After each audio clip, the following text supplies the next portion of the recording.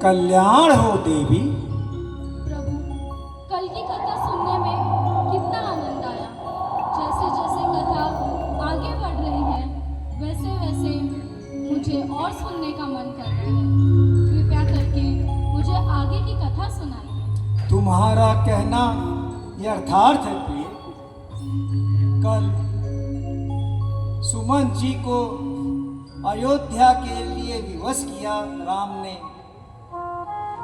वे चले गए, फिर उन्हें निषाद मिले जिन्होंने नौका से उन्हें पार करवाया। यहाँ पर जब सुमन जी अयोध्या पहुंचे और दशरथ इसी आस में थे कि प्रभु राम न आए तो बेटी जानकी जरूर आएगी। जैसे ही वे पहुंचे और उन्होंने बताया कि मैंने बहुत कोशिश की लेकिन वे नहीं माने। इतना सुनते ही महाराज दशरथ व्याकुल हो उठे और उन्हें कुछ समझ में नहीं आया और उनकी अवस्था धीरे धीरे धीरे एकदम खराब होने लगी। उन्हें याद आया श्रवण कुमार के माता पिता के वो शब्द जिसमें उन्होंने श्रवण का आखेट किया और उनके माता पिता ने उन्हें आदेश दिया कि तुम्हारे अंत समय में तुम्हारा कोई भी पुत्र नहीं होगा। और वे राम राम कहते स्वर्गलोक पधारे। इधर वशिष्ठ जी ने लोगों को समझाया कि लाभ हानि जीवन मरण सब विधिनाथ। जो इस संसार में आया है उसे एक न एक दिन तो अवश्य जाना पड़ेगा। आप इसे नाव में भरी तेल में उनकी मृतशैया को रख दीजिए, वो काफी दिनों तक रहेगी। उन्होंने अंतिम संस्कार किया और यहाँ पर वशिष्ठ जी ने दूत को आदेश दिया कि जाके भरत को ननिहाल से बुला लाओ।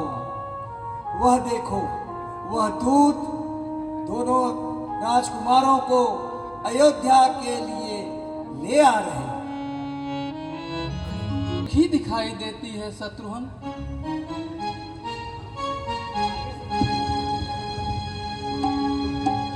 पहले जब कोई मिलता था बड़ी प्रसन्नता और उमंग प्रकट करता था, किंतु आज सब चुपचाप प्रणाम करके चले जाते हैं। जैसे लगता है इनके ऊपर कोई बहुत बड़ा दुख हो।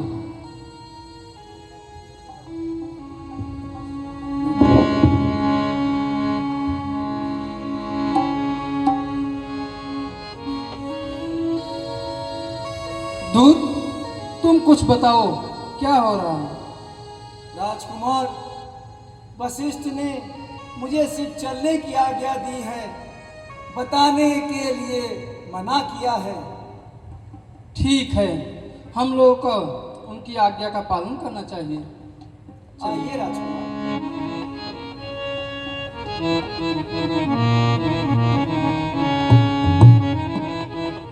भरत और शत्रुघ्न भगवान पधारे हैं। ठीक है, आरती की थाली सजाओ।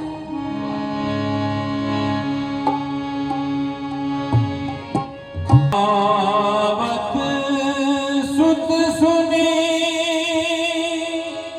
के कई नंदिनी हर्षी रविकुल जल रुह चंदनी सजी आरती मुदित उठी धाई वारही भेंट भवन ले आई।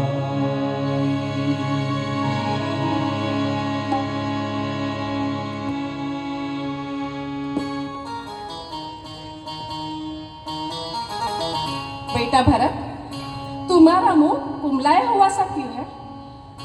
तुम्हारे ननिहाल में सब कुशल मंगल तो है ना? हाँ माँ, वहां पर सब कुशल से है।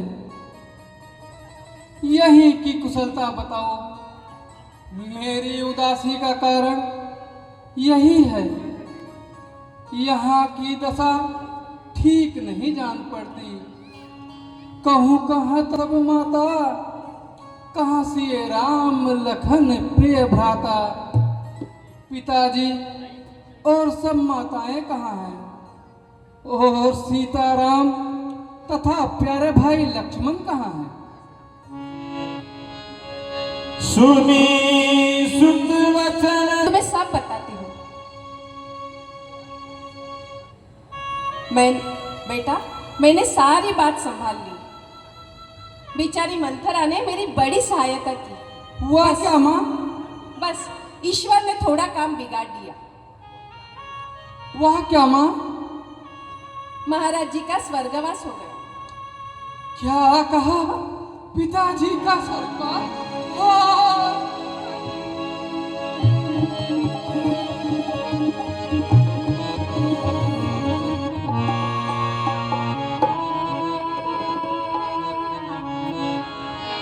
तात तात हाँ तात पुकारी परे भूमि तल व्याकुल भारी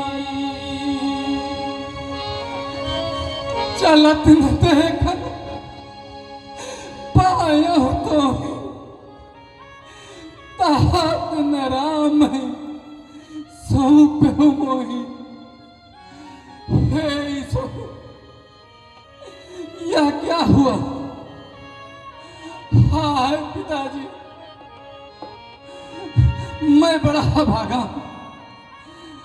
अंत समय में आपके दर्शन भी ना कर सका।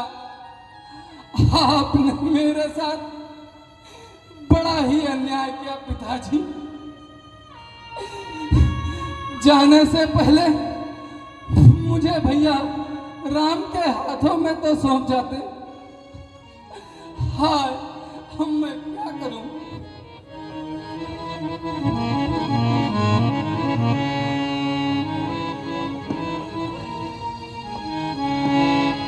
बहुरी धीर धरी उठे तुम्हारी कहूँ पितु मरा हे तुम मृत्यु का कारण क्या था माँ? उन्हें कोई रोग लग गया था या कोई दैविक विपत्ति आ गई थी? ना ही उन्हें कोई रोग हुआ था और ना ही कोई दैवी विपत्ति आई थी। श्री राम के प्रति उनका स्नेह ही उनकी मृत्यु का कारण बन गया। वो राम के विरह को सहन नहीं कर पाए। भैया राम से तो शत्रु भी स्नेह करते हैं माँ। यह तो उत्तम गुण है। किंतु श्री राम का विरह हुआ कैसे? भैया गए कहाँ? वन को। क्यों?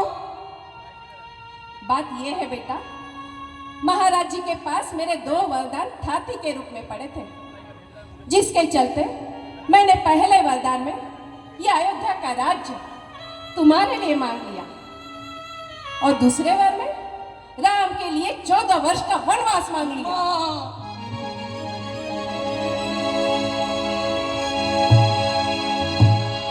बरतहि बिसरऊ पितु मरण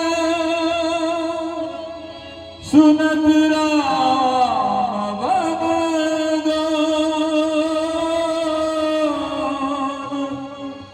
है तुम अपना जानी दिया थकित रहे धरी मान। तो ये सब की जड़ अंतरा है। मैं अभी उसकी खबर लेता हूँ।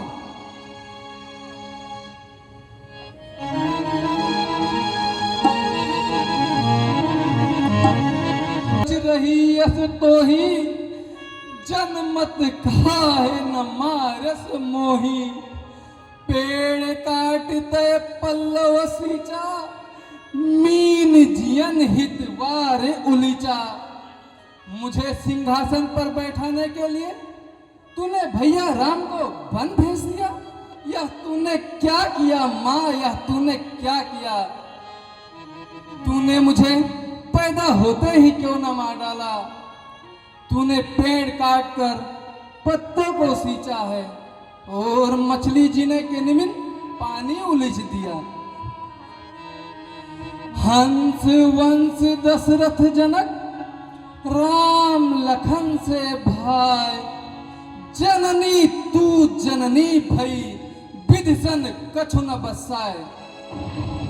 हे विधाता, तूने मुझे महाराज दशरथ से पिता दिए, राम लक्ष्मण से भाई दिए और माँ ऐसी दे दी। तेरी बुद्धि को क्या हुआ है भरत? तेरा भला चाहने वाले को भी तू बुरा कहता है। जब ते कुमत कुमत मन ठेऊ खंड खंड होई हृदय न गयू। पर मांगत उर भई न पीरा जरना जी मुँह परे न कीरा। बुद्धि तो तेरी मारी गई है माँ। भला करने वाला तो उसे कहते हैं जो श्री राम से मिलाने में सहायता करे। श्री राम से बिछोह कराने वाले से बड़ा शत्रु संसार में कौन होगा? वरदान मांगते समय तेरे जीव में कीड़े क्यों नहीं पड़ गया? तेरा हृदय टुकड़े टुकड़े क्यों नहीं हो गया? तू अभी ना समझ है भरत, तू कुछ नहीं जानता। महाराज जी तुम्हें ननिहाल भेजकर राम को युवराज बना देना चाहते थे, किंतु मैंने उनकी एक न चलने दी। तुझे तो मेरा उपकार मानना चाहिए। उपकार? उपकार तो तेरा तब मानता माँ जब तू श्री राम से भर मांगती। मेरे भरत को जीवन भर चरणों का दास बनाए। संसार भर को अच्छे लगने वाले राम तुझे अच्छे नहीं लगे? सच बता, तू कौन है?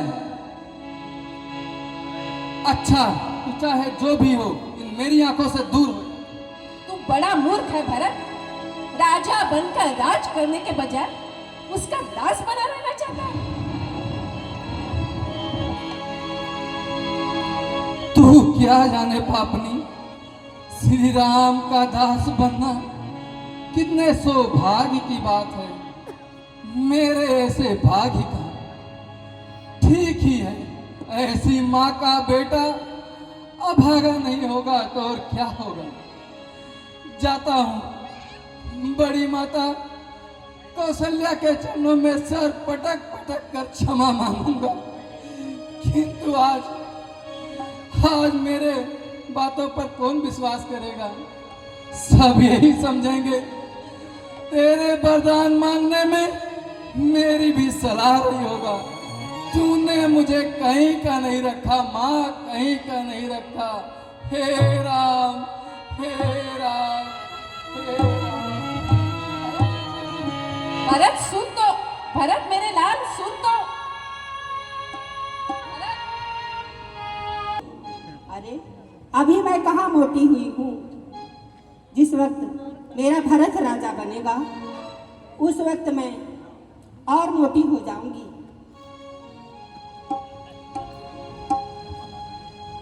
क्या रे दूसरे? तूने ही छोटी माता को सताया था ना? भैया राम को वन भेज दो।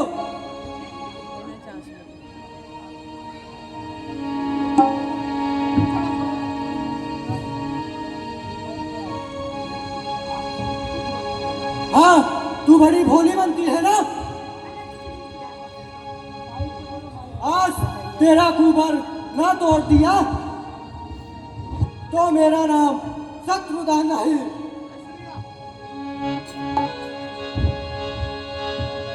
पुनिर पुहन लखी नख सिख खोटी लगे कसी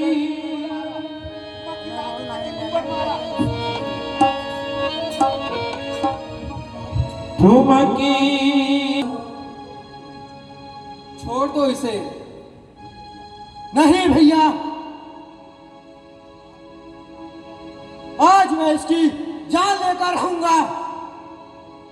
सारी अनाज की जड़ यही है।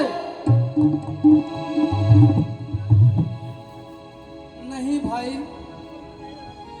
यह बेचारी तो निमित्त बन बैठी है, इसका कोई दोष नहीं है। दोष तो मेरे भाग्य का है और उस क्रूर विधाता का है। मैं कहता हूँ छोड़ दो इसे। आपकी आज्ञा है तो छोड़ना ही पड़ेगा। भरत दयानिधि दीन छुड़ाई कौशल्या पै गए। पास चलते हैं। भैया राम के विरह में वह बहुत दुखी होंगी।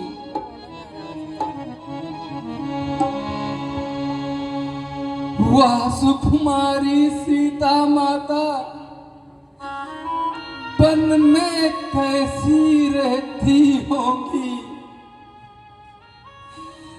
कैसे बरसाया खड़ी धूप सिर पर अपने सहती होंगी। दिन में तपती बालू में चल अत्यंत विकल होती होंगी। रजनी के सूखे पत्तों पर या कांटों पर चलती होंगी। वन में श्री राम सदृश भाई सौमित्र सरीखा भ्राता हो, घर में कुबरी सी दासी हो, कैकेयी जैसी माता हो।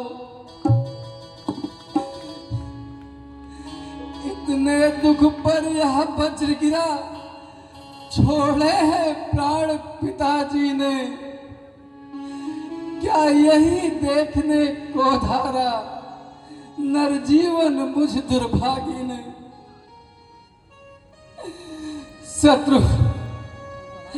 शत्रुघ्न किनारे सर झुके, मुझको भी तुम पहुंचा देना।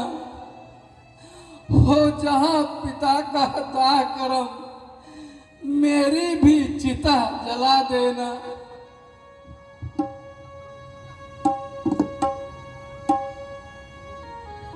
चलो भैया, बड़ी आगे पास चलते हैं।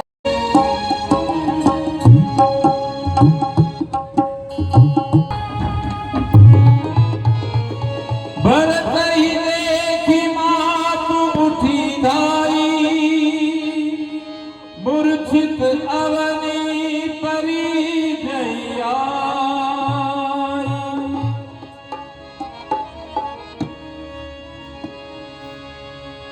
मातु भरत के वचन मृदु सुनि पुनि उठी संभारी, लिए उठाय लगाय उर लोचन मोचती वा।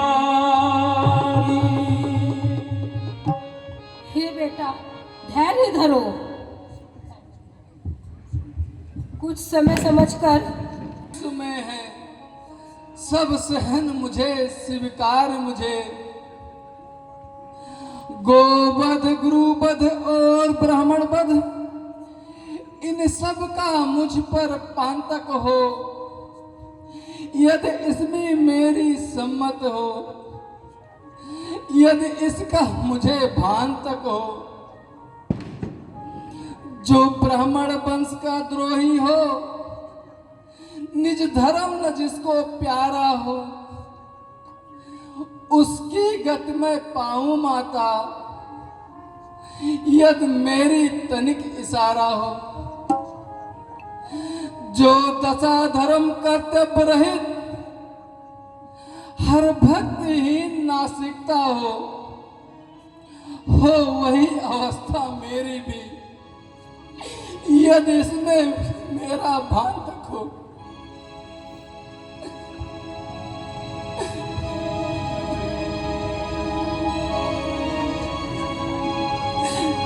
शांति हूँ भरत। सरल स्वभाव माय उरलाए, अतीत मानव राम फिर आए। तुमको श्री राम तुम्हें प्राणों के समान प्यारे हैं। तुम कभी भी राम का विरोध नहीं कर सकते हो। मन से ग्लानि को त्याग दो। भरत हुआ तू सकल समुदायी, कही पुराण श्रुति कथा सुहाई। छल विहीन सुशी सरल सुबानी, बोले भरत जोड़ी जुग पानी।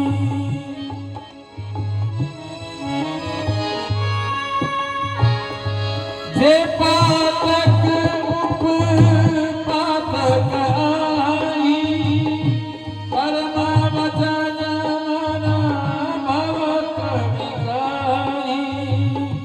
ते पातक मोहि हो विधाता, जोया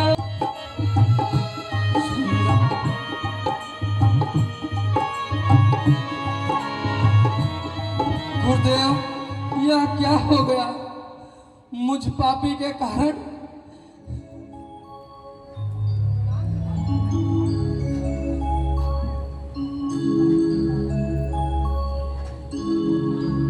गुरुदेव, यह क्या हो गया मुझ पापी के कारण? राजभवन शमशान बन गया। मैं पिताजी का हत्यारा हूं। जो मुझे देखेगा उसे पाप लग जाएगा।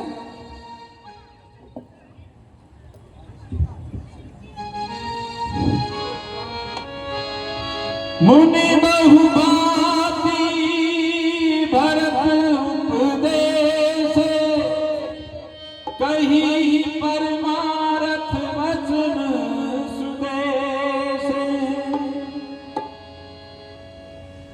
व्यर्थ शोक मत करो भरत। विधाता का विधान अटल है। कोई भी किसी की मृत्यु का कारण नहीं बनता। विधाता भी जीवों को भाग्य के अनुसार ही बनाता और बिगाड़ता है। हानि लाभ जीवन मरण जस अपजस विधि हाथ। तुम कोई शोक मत करो भरत। भैया राम के विरह में पिताजी ने किस तरह तड़प तड़प कर प्राण त्यागा होगा। जब यह सोचने लगता हूं तो मेरा हृदय फटने लगता है। सोच तो उसका करना चाहिए भरत, जिसने धर्म का त्याग कर दिया हो। महाराज के मृत्यु का शोक नहीं करना चाहिए। उन्होंने जीवन पर्यंत धर्म की रक्षा की है। भरत, अब तो आप ही मेरे रक्षक हो। आप जो आज्ञा दोगे वही करूंगा।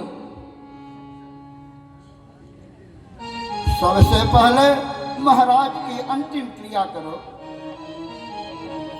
उनकी अंत्येष्टि करो। वैदिक और लौकिक रीतियों से शुद्ध हो जाओ और फिर महाराज की आज्ञा के अनुसार सिंहासन पर बैठकर शासन करो। हे भरत, इसी में तुम्हारा कल्याण है। ना ना गुरुदेव, ऐसा ना कहिए। इतनी कठिन आज्ञा मत दीजिए। श्री राम वन में और मैं राज करूं, यह अधर्म धरती कैसे सहन करेगी? यह अधर्म नहीं है भरत।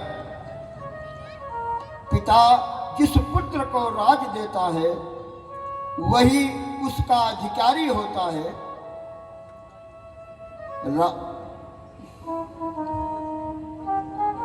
राम और सीता यह सुनेंगे, उन्हें भी बहुत हर्ष होगा। तुम्हारा मन बहुत पवित्र है। 14 वर्षों के बाद जब श्री राम लौटेंगे, उन्हें राज सौंप कर उनकी सेवा करना।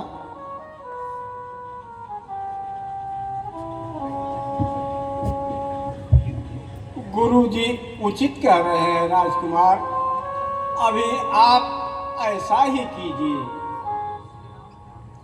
फिर श्री राम के आने पर जैसा उचित होगा वैसा हो जाएगा।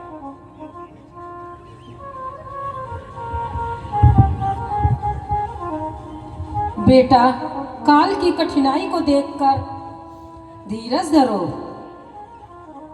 और गुरुदेव जी की आज्ञा का पालन करो बेटा।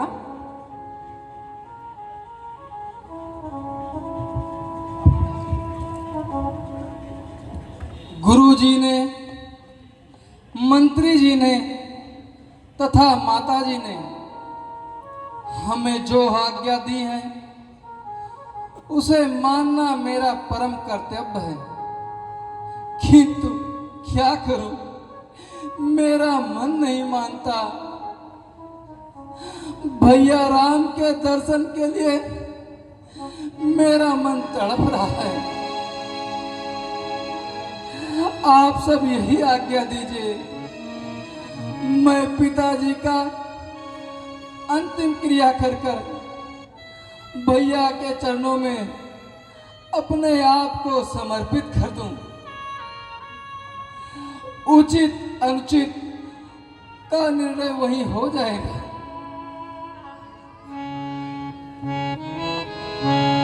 भरत वचन सब कहाँ प्रिय लागे, राम सनेह सुधा जन पागे।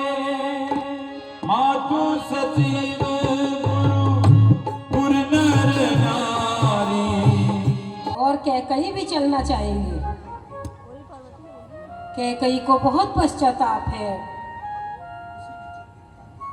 उसे भी चलने की आज्ञा दीजिएगा गुरुदेव। ठीक है, उन्हें भी साथ ले चलिए। मेरे प्यासे दर्शन के, नयन मेरे प्यासे दर्शन के।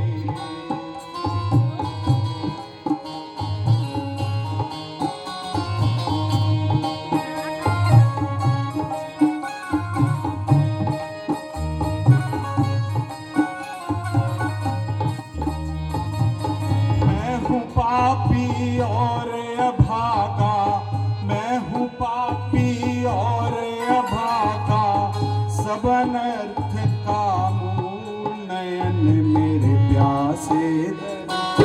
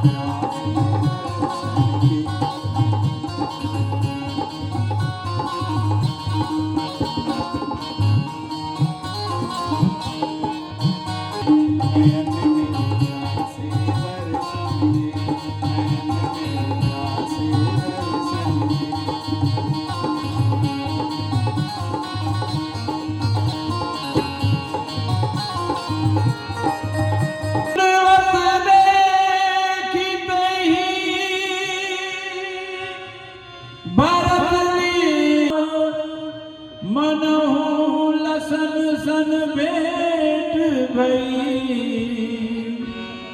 हर सन हृदय समाय। भैया राम ने विश्राम किया था। उसे देखकर मेरे जलते हुए हृदय को कुछ शांति मिलेगी। वहां की धूल उठाकर मेरे मस्तक पर लगाऊंगा तो राम से मिलने सा ही सुख प्राप्त होगा।